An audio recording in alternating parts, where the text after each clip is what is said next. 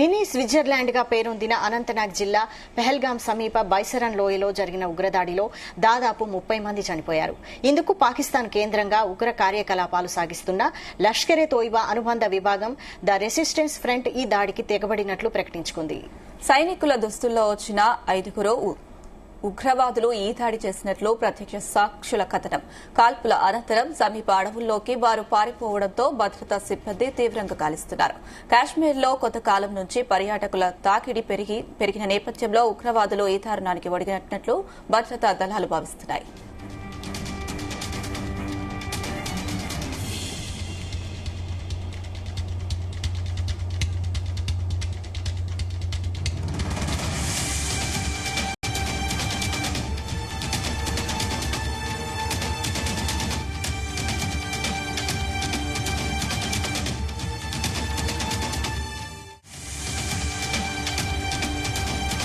ఉగ్రదాడికి పాల్పడ్డ the resistance front ఈ మధ్యనే ఏర్పాటైంది. కాశ్మీర్ కు ప్రత్యేక ప్రతిపత్తిని కల్పించే ఆర్టికల్ 370ని రద్దు చేసిన తర్వాత ఇది ఏర్పడింది.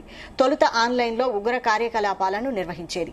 ఆ తర్వాత 6 నెలల్లోగా లష్కరే తోయిబా వంటి పలు ఉగ్ర సంస్థల సభ్యులను తీసుకుని భౌతిక గ్రూపుగా ఏర్పాటైంది.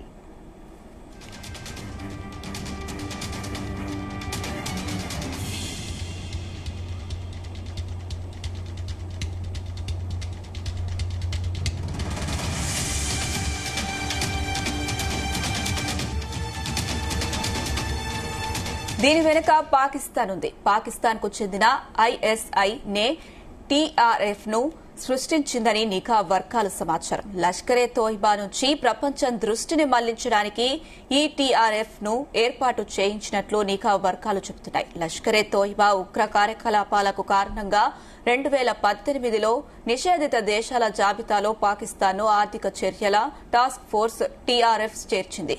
దీంతో పాక్ దిద్దుబాటు చర్యల్లో భాగంగా టీఆర్ఎఫ్ ను ఏర్పాటు చేయించిందని సమాచారం.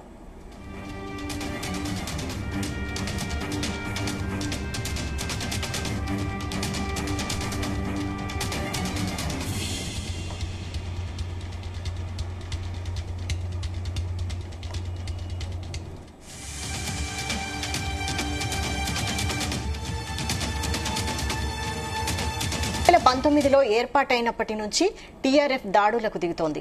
కాశ్మీర్ ప్రాంతంలో ఉనికిని చాటుకోవాలని ప్రయత్నిస్తోంది. 2023లో టీఆర్ఎఫ్ ను ఉగ్ర సంస్థల జాబితాలో భారత్ చేర్చింది. టీఆర్ఎఫ్ ను సృష్టించింది షేక్ సజ్జాద్ గుల్ అలియాస్ షేక్ సజ్జాద్. అతడు కాశ్మీరీ మిలిటెంట్. శ్రీనగర్ లో ప్రముఖ జర్నలిస్ట్ అయిన మజాద్ ఘబారీ అతడి భద్రతా సిబ్బంది ఇద్దరిని 2018 జూన్ 14వ తేదీన హతమార్చడానికి సజ్జద్ కుట్ర పన్నినట్లు భద్రతా వర్గాలు చెబుతున్నాయి.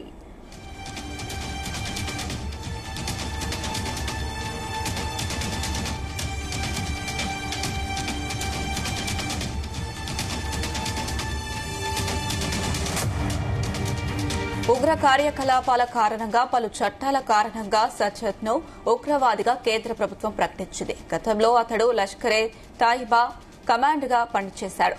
టీఆర్ఎఫ్ లో పనిచేసే వారిలో సజాద్ టాట్, సలీం రెహ్మానీ ఉన్నారు. వేరిద్దరూ గతంలో లష్కరేలో పనిచేశారు.